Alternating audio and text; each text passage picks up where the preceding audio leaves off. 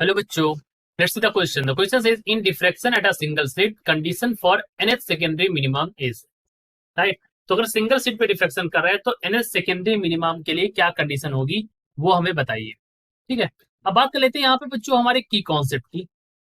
देखिए, अगर हम यहाँ पर की कॉन्सेप्ट की बात करें तो for the case of nth secondary minimum and for here for the case of की कॉन्सेप्ट, यहाँ पर इस तरह से मैं डायग्राम बना था. देखिए इस तरह से, और थोड़ी दूर पर स्क्रीन इस तरह से. ठीक.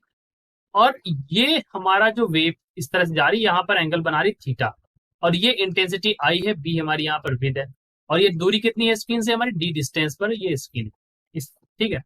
तो ऐसी कंडीशन में अगर हमको इंटेंसिटी निकालनी होगी सो आई इज इक्वल टू की कॉन्सेप्ट. बच्चों इस बात को ध्यान रखिएगा कि आई इज इक्वल टू होता है I naught sine square beta by beta square.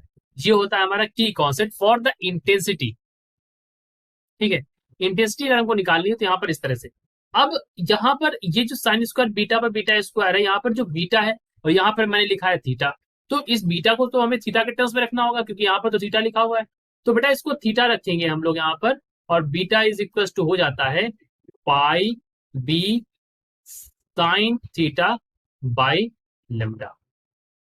ये हमारी होती है बीटा की value in the terms of this. अब हम फर्दर पढ़ते हैं. देखिए आई की वैल्यू इस फॉर्म में आ गई. क्वेश्चन में कहा गया है कि हमें चाहिए सेकेंडरी मिनिमम. अब मिनिमम होने के लिए इंटेंसिटी क्या होनी चाहिए? जीरो. तो मिनिमम के लिए क्या कंडीशन है सेकेंडरी मिनिमम के लिए कि हमारे पास जो इंटेंसिटी होनी चाहिए वो जीरो, और इंटेंसिटी जीरो तब होगी जब हमारा साइन जीरो हो जाएगा. मतलब यहाँ कहने मतलब तो साइन बीटा की वैल्यू क्या होनी चाहिए? जीरो. और साइन बीटा की वैल्यू इन जनरल कब जीरो होती है? तो अगर जनरल देखें तो एन पाई पर साइन बीटा की वैल्यू क्या होती है? जीरो. मतलब साइन एन पाई पर अगर मैं पता करूं यहाँ पर बीटा की वैल्यू अगर हम एन पाई यहाँ पर देते हैं तो साइन हमारा क्या देता है? हमको जीरो वैल्यू दे देता है. ठीक है.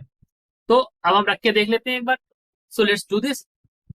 अभी हम यहाँ पर रखते हैं तो क्या हो जाएगा? देखिए pi B sine theta by lambda is equal to beta, और बीटा की वैल्यू क्या है? बीटा की वैल्यू रख लेते हैं यहाँ पर एन पाई. तो पाई से पाई कैंसिल आउट हो गया. साइन थीटा की वैल्यू यहाँ से क्या आ गई?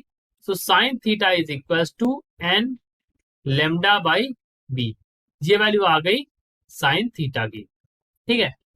लेकिन यहाँ पर जो साइन थीटा होता है वो कई बार काफी छोटा होता है मोस्टली. ठीक है. तो यहाँ पर जो आपका साइन थीटा है ना, इसको हम जनरली क्या लिख देते हैं? थीटा मान लेते हैं. काफी छोटा होता है तो हम थीटा मान लेते हैं.